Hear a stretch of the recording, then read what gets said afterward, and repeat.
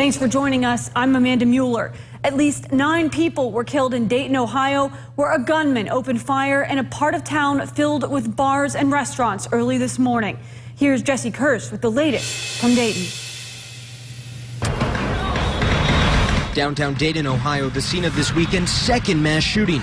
A gunman opening fire there just hours after 20 people were killed 1,600 miles away in El Paso, Texas. We got shots fired. We got multiple people down. We're going to need multiple medics. The first 911 calls coming in shortly after 1 a.m. The first medic in Ned Peppers right now. We got several down. The suspect was wearing body armor and used an AK-like gun, assault rifle, .223 caliber with high-capacity magazines, and he had additional magazines with him as well.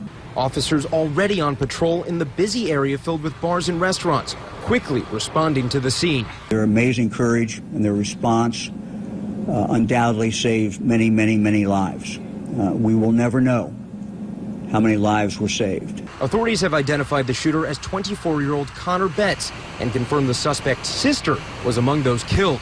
More than 24 others injured during the shooting were transported to several area hospitals for treatment. Injuries ranged from gunshot wounds to the lower extremities to abdominal wounds. Witnesses describing a horrific scene. I ain't gonna never get those sounds out my head, just the gunshots and then the people screaming and the trampling and just the fear.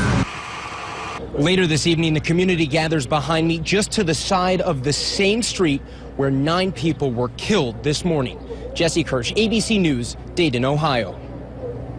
In the wake of the mass shooting in El Paso, Texas, which left 20 people dead yesterday and more than 24 injured, those looking to do good woke up early this morning to donate blood.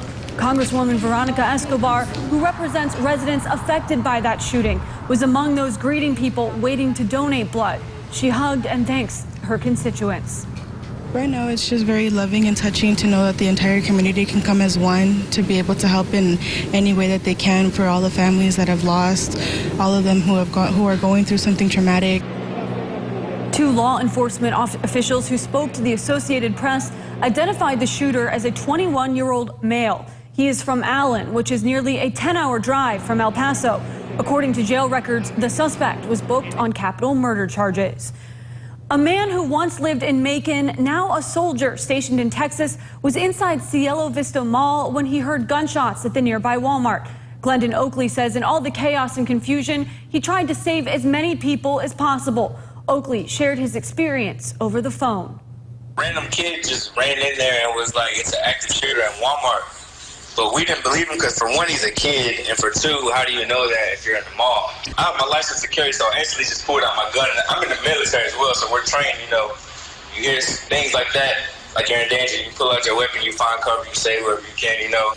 I grab as many as possible, and I tried to get a couple other people to, you know, grab other kids, but they're so worried about the stuff they're gone, so I'm like, man, I'm thinking if I have a child, what I would want somebody else to do. Mm-hmm. So, I just grabbed as many kids as possible, and I got out of the store. The shooting was the 21st mass killing in the United States in 2019 and the 5th public mass shooting.